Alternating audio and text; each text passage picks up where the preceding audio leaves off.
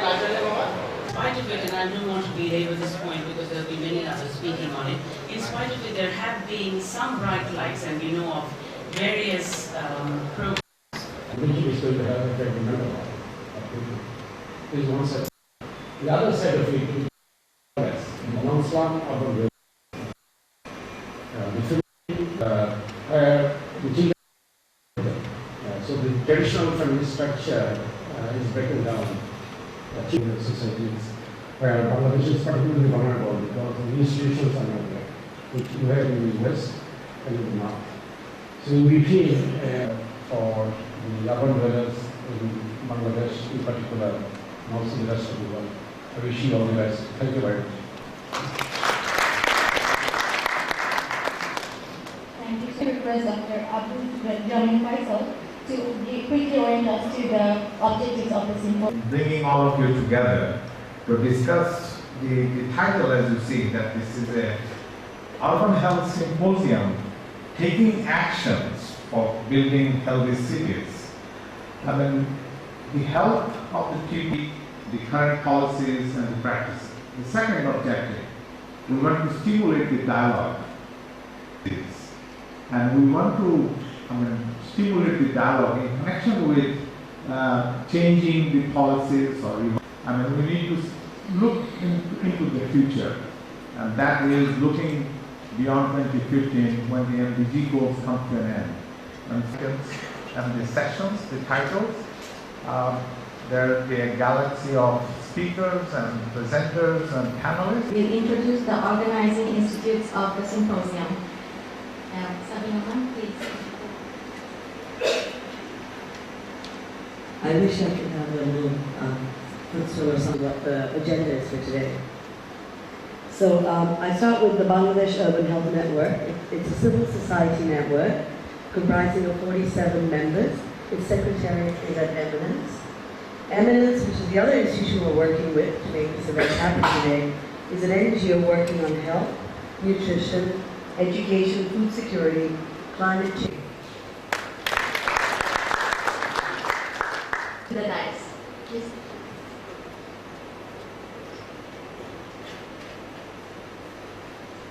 I too would like to take this opportunity to warmly welcome you to the Urban.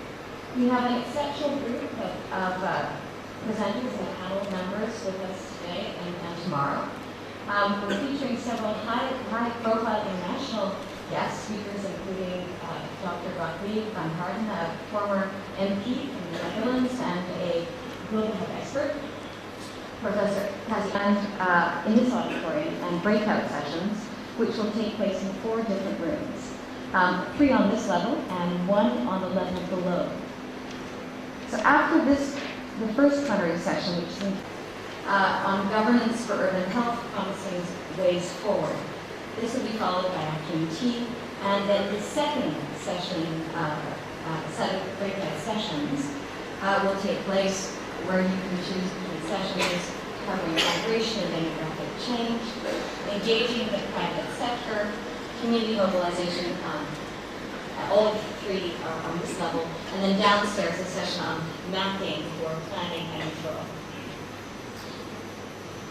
Tomorrow, our first plenary session will commence at 9:30, and during this session we're going to showcase some innovative projects in the urban setting through a series of video presentations. Includes the program, which runs from 1 o'clock to 4 o'clock, titled, What Are We Doing and Where Are We Going? Alam Azad to kindly give a welcome speech.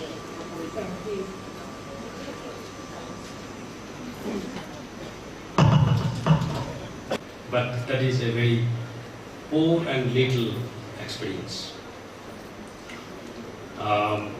Honorable, for formulating the Sustainable Development Goal, which is beyond 2050. We have already drafted per square kilometer average. Population of Dhaka, 40,000 per square kilometer. So it's we have Food Act, Pure Food Ordinance. Earlier it was, and recently a new law has been enacted also. But does it create any situation for change? You will discuss this, but obviously not. We have very good number of laws, but so-called established companies, those who provide some food materials in our country, the quality, which has been, if just you left it and I took it. This thing and set the correct. So, rural India and the urban India, 1,000 and 40,000, so 40 times danger in the cities for becoming a business. Obviously, food habits and it brings non-communicable diseases. The issue in villages, and we have about 13,000 community clinics nowadays. But again, the question of quality, whether these clinics, these health centers, these hospitals are maintaining the standards which it was. I fully understand all these issues. I have looked into the topic which will be discussed in these 2 days. All these issues, along with some other, she mentioned about the private sector. Demography. Normally we used to tell when we discuss about the migration, skill development, GDP, yes, we have a very good demographic dividend. But at the same time, Dr. Abbas, he raised this issue also that yes, we got our independence in 9 months. We can do almost all the possibilities. So again, with very less resources, we could achieve almost all the abilities. Again, with all the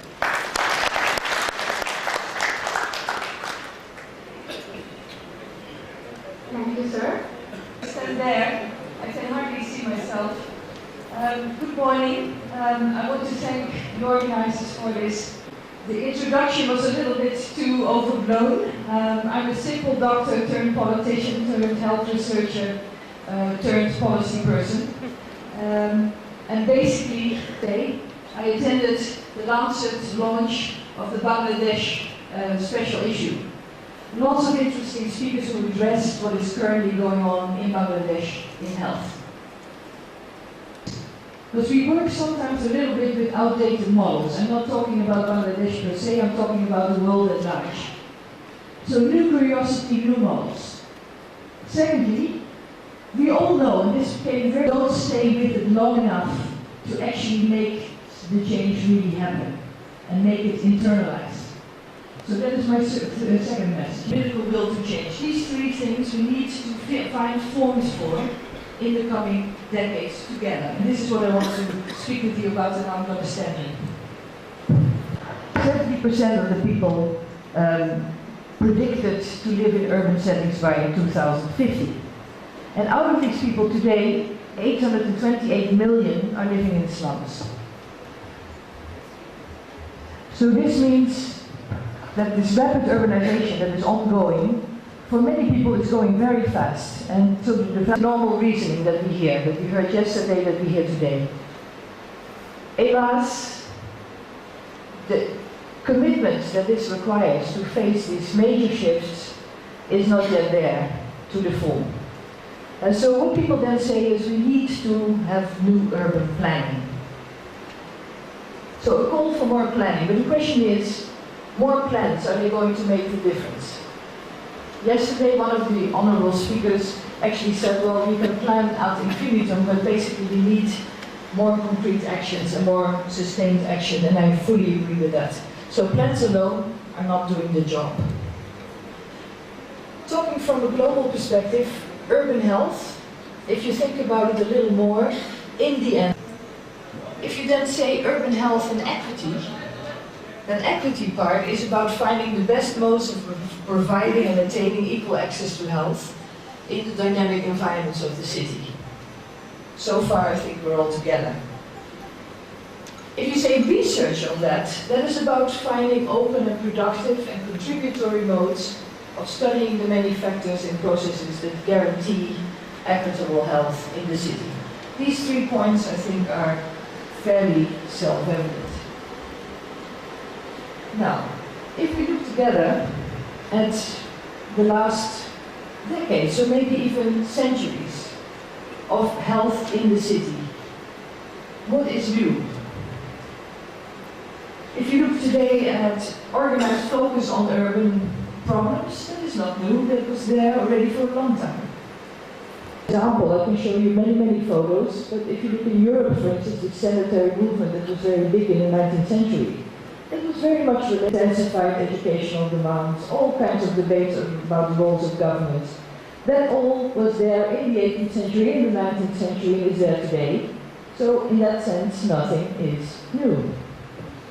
This is a map from the city of Rotterdam, where I work, 1870, and unfortunately I can't show the colors, because it's an old map, but basically this is another alley some city in Europe, about 120 years ago.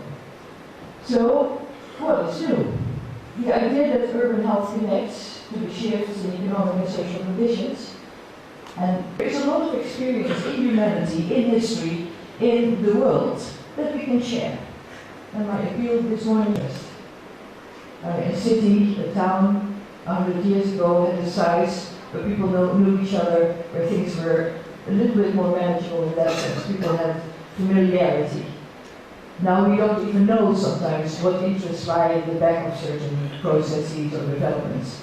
And we have a sense that there are many more voices heard, many more demands made. There's also a multiplication of communication possibilities. Asks for more vital responses. And so I'll give you 3 examples. The key point that I made in the beginning is to connect the global and the local in a new fashion. So I start with the global. You must have heard a little bit about the Healthy Cities movement. Some of you, health high on the social, economic and political agenda of city governments, that was the aim. And health was the business of all sectors of government in health development through a process of political commitment, institutional change, capacity building, partnership building, and innovative for the rest of the world. The second example, again, WHO Action, that is their founding mission. They're not that old, they've only existed for a few years, but they are one of these basic formats that could help or shared dialogue, which I'll end with in a minute.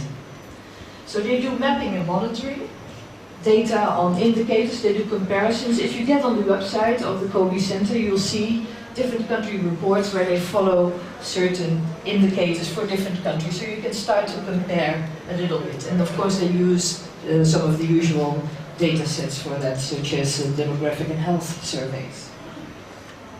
The third example comes from this Kobe Center, and it is a tool. And that tool is now also being used in lots of places and could be tried, if it hasn't been already, in this tomorrow. It is not something that requires a lot of study. It has 6 steps. You have to build an inclusive team. You have to define local indicators. You have to assemble some data. You have to generate practitioners, which can include the variety of the pluralist practitioners that you have in Bangladesh. And this tool has now been used in many countries, and every day, if you look at the website, new countries are added that are actually adding this tool. So, my final slide. These are 3 examples from a kind of global emerging about the migrational patterns, the climatic effects, all kinds of things about women in the city that are different than women in the rural areas, etc. These new stories need to be unearthed, described, categorized. Average data, and then things look fine, but beyond the average, there's also all kinds of specifics where things might still be very... I think the previous speakers have already highlighted some of the challenges and also features will be very well-known. Small country with 150 million plus people, the 7th largest in population. Naturally very dense. Urbanism we'll see at that time will be very different from bank erosion, cyclones, floods, and nowadays we make climate change responsible only level of urbanization. There are places or areas like in this map on the left to 15%, average being about 28%, so variation. We also have variation in the distribution of the cities and towns, urban centers all over the country. The largest is a primate city now, which serves all parts of the country, district-wise, even upazila-wise. There is no district without a reasonably small-sized town. The district towns are fairly large, and the divisional cities are quite large cities, metropolitan. But there is a case of primacy or concentration of urban population. Dhaka is 40% of total urban population in Dhaka alone. 80% of the GDP. That means if we have more urbanization, the urban areas suffer from not having a good health system. Even then, there are many, I can only list them. Challenge of providing employment, formal sector, self-employed. And our city authorities, planners do not recognize the 81-82% in 1974. It has come down to 21% on, globally repeated on book covers everywhere. Was taken by Dr. Kim Streetfield during our urban slum survey. The map on the right about health, you have already heard or you will be hearing. The Urban Health Survey is a fantastic survey done by NIPOR, ICDDRB and others. We helped with the mapping. City, now you have problems like in Sitakundu, you are cut off totally. There is no alternative. Poor planning, somebody mentioned about planning and poor weak management or governance, we have problems. Extreme situation in Dhaka. Utilities, most important, I think, for health is extreme pollution situation in the rivers, in the water bodies. They are also vanishing and grabbing. If you read yesterday, ground for the ordinary people has been grabbed by a private limited company, unfortunately with government support. Crime and violence is rampant, heavy criminalization, political violence, and I don't have to is a big challenge to the country as well as to cities. Urban resource mobilization, you need money to do anything. And in order to do that, you have to provide it from the center.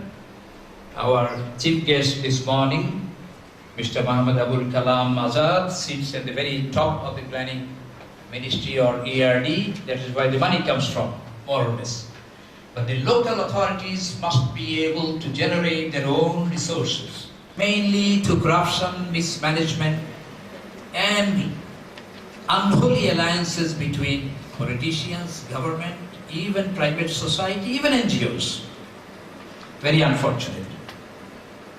Urban planning is the key word, like planners is a big problem.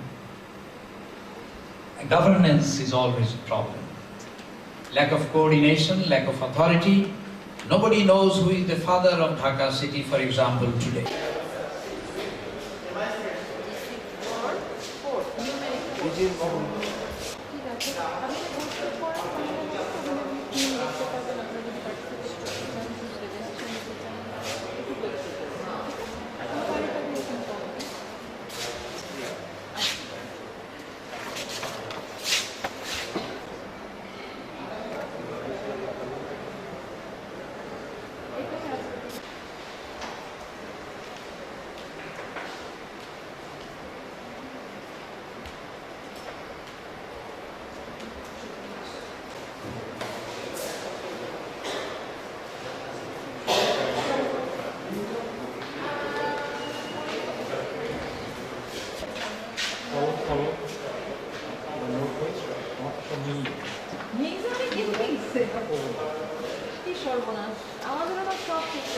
আমরা আবার চেষ্টা করছি arrange করার জন্য।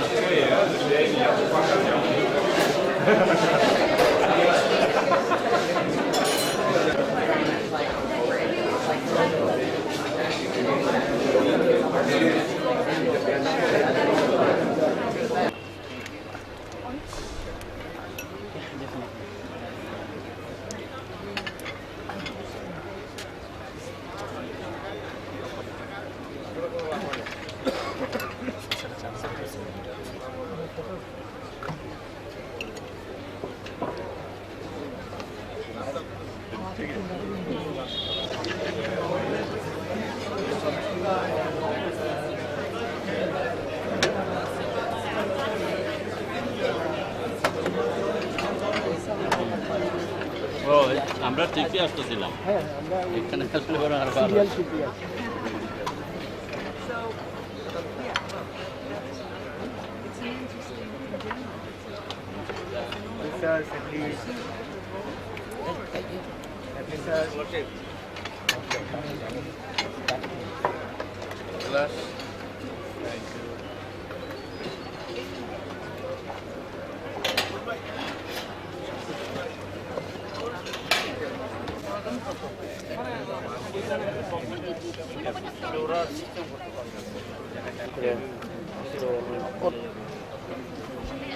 হ্যাঁ একটু চা খেতেছে MD রুমে MD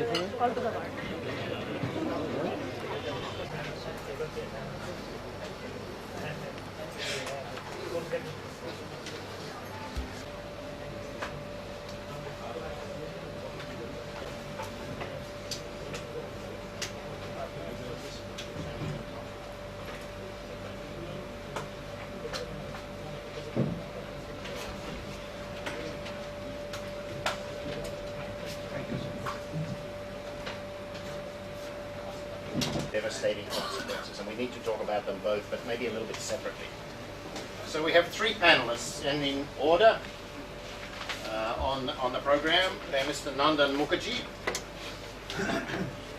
and he's the director and assistant professor at the Centre for Climate Change and Environmental Research at BRAC since 2011. He's a civil engineer and has a lot of practical experience, technical and managerial solutions in more than 25 research projects on climate change adaptation and natural resources management. So climate change adaptation is a major area of work in Bangladesh, as you know. Okay, thank you. The second speaker, the second panelist, is Lusana Masroor, who is a senior sector specialist in disaster environment and disaster, environment and climate change at BRAC. So she's responsible for developing the BRAC environment policy, her program's communication strategy, and is in charge of all community outreach activities and communication related tasks. She also identifies herself as an avid environmentalist, volunteering with local groups during her spare time. And then finally, Dr. Aminul Islam is assistant country. Good introduction. Music background. Second. Phone silent. Phone silent, please. Thank you. Dr. Aminul Islam contributes to sustainable development for the transformational change of poor and vulnerable populations. He is also co-editor of the recently published 2 books by Springer, a major publisher, on disaster risk reduction, Bangladesh experience and climate change adaptation actions in Bangladesh. Okay, so I'm supposed to give a little overview, a very brief overview, and then we'll have the panelists here and we will throw questions to the panelists and they'll give their valuable comments. And then there'll be a section at the end where the audience is invited to ask questions also. So can we switch to the slides? And switch off these lights.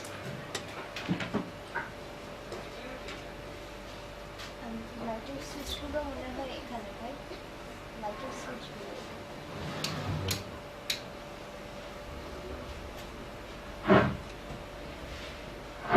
In 2008, because it was coming straight up towards us. It went from a category 1 storm to a category 4 in 24 hours because the water temperature in the Bay of Bengal was 32 degrees centigrade. It was really hot. And so it created this cyclone in just in 24 hours. But lucky for us, it turned east and went into Myanmar. If that had hit Chittagong or somewhere around Chittagong, we would have really been in trouble. So it's not quite clear what will happen in future, but the models are trying to work on that. But cyclones are kind of unpredictable. This is flooding, which works a little bit differently. And you can see there's a lot of flooding inland as well. This is the highest risk, obviously the red areas. So all along the Himalayas, we have very high risk of flooding. And then there's the problem. We saw it recently with the flooding of the Kosi River in India, where one of the big glaciers, because the glaciers are melting, they form a dam where as the glacier retreats. And in the rain, in the rocks and so on, the water melt sits there, and then when it becomes too much, it just breaks the dam and crashes down the side of the Himalayas. So we're at considerable risk from this in this area, as well as flooding from just regular rainfall. And you see other areas are also very high risk under this area. Now we are also particularly vulnerable because we've had an increase in the number of major floods. We're starting to see it since the 19th century. And you can see the blue areas, the really low-lying areas in Bangladesh. So it's kind of an unusual geography or topography here. So where we are right now is in a very low-lying area, only maybe 5 meters above sea level. And right up to Salek, this is a kind of a valley almost. So it's very prone to flooding pretty regularly. And you can see 1998, that 75% was a really bad year. 75% of the country was covered in flood waters at that time. And many of you will remember that year. Now earthquakes, to me earthquakes are not related to climate change at all. So I don't know why people put them in. I just put it in because there is a ring of fire around the Pacific. So a volcanic belt which goes all the way from Japan right down here through Indonesia and around that way. It doesn't exactly affect Bangladesh, but we are in a volcanically active, seismically active area. So it's possible to have earthquakes, and I think some of the discussion would be about Dhaka City, if there was an earthquake, how many buildings would fall down. Okay, now switching from the global picture to Bangladesh. Yeah, I'm going to have to speed up a little bit. We have about, we think, an urban population is about 25%, or Professor Nelson said 28%. We don't quite know because Bureau of Statistics has changed the urban definition in the last population census, 2011. So Bureau of Statistics says the urban population has got smaller, at least as a proportion, but I don't think any of us believe that. The urban populations are currently about 1/3 slum. There's maybe, we don't know, but we guess about 1.5 to 2 million people a year are migrating into the cities. But we have no way of measuring this, except for the 10-yearly census. So and that's really a problem. We have no way of measuring from year to year, and we really need one. So here's, I think, an important statistic. Overall, urban populations are growing about, we think, about 3.5% a year. This is from Professor Nazrul is really musical in here. 3.5% a year, which you divide that percentage into 70 and you get the doubling time. So overall urban populations are doubling in about 20 years, but the slums are growing at 7%, so a 10-year doubling time. That means that the slums, which are currently 1/3, are catching up rapidly, and by 2020 in Dhaka, 50% of the slum, of the urban population will be slum, and then it will continue to exceed 50%.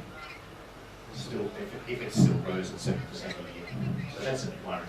And here's the other disturbing thing, is the population density. That's why I put that picture of Coral Busti on the first slide. Because the overall population of Bangladesh is about a little over 1,000 per square kilometre, 1,000 people nationwide. In rural areas, it's about 800. I come from Australia, where it's 4. So, no, it's even less than that, because that's 4 per square mile, so it's like about 2.5. So we have 1,000 per square kilometre here. Urban areas about 24,000 nationwide, but slums over 200,000. So when you look at a slum like Coral, a Busti like Coral, and you have 200, Coral's more than that, it's about 225,000 per square kilometre in single-storey tin shed housing. That is